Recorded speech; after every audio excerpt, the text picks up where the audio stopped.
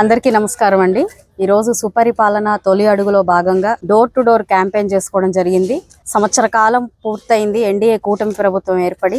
ఈ సంవత్సర కాలంలో చేసిన అభివృద్ధి సంక్షేమం ఇవన్నీ ప్రజలకి దగ్గరగా వెళ్లి చెప్తూనే అదే విధంగా వారు ఇంకా ఎదుర్కొంటున్న సమస్యల్ని తెలుసుకునే ప్రయత్నం చేస్తున్నాము। ప్రతి ఇంటికి వెళ్లి వాళ్ళ స్థితిగతుల్ని గమనిస్తూ ఉన్నాము।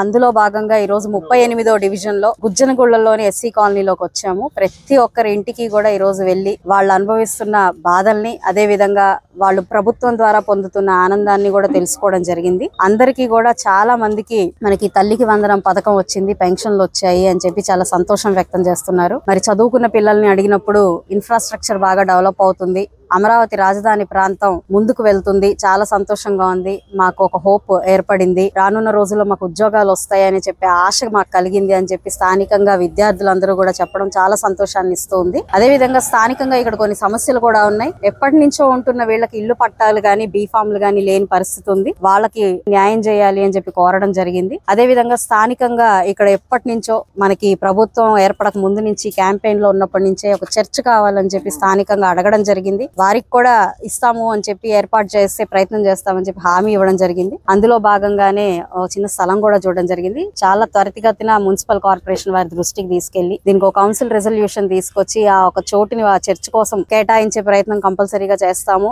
అందులో భాగంగా ఇక్కడ డివిజన్ ప్రెసిడెంట్ మానం సీను గారు ఉన్నారు, కార్పొరేటర్ పద్మశ్రీ గారు ఉన్నారు। మా అందరి ప్రోద్బలంతో వారి యొక్క కోరికను మేము నెరవేర్చే ప్రయత్నం చేస్తాం। స్థానికంగా ఇక్కడ కమిటీ మెంబర్లు, లీడర్లు, అభిమానులు అందరూ కలిసికట్టుగా ఈ రోజు డోర్ టు డోర్ తిరుగుతూ ఈ సుపరిపాలనని ప్రతి ఒక్కరికి అందించే ప్రయత్నం చేస్తూ ఉన్నాం। ఎన్డీఏ కూటమి ప్రభుత్వం కింద నాయకులుగా ఎదుగుతున్న మా అందరికీ కూడా చాలా సంతోషంగా గర్వంగా ఉంది।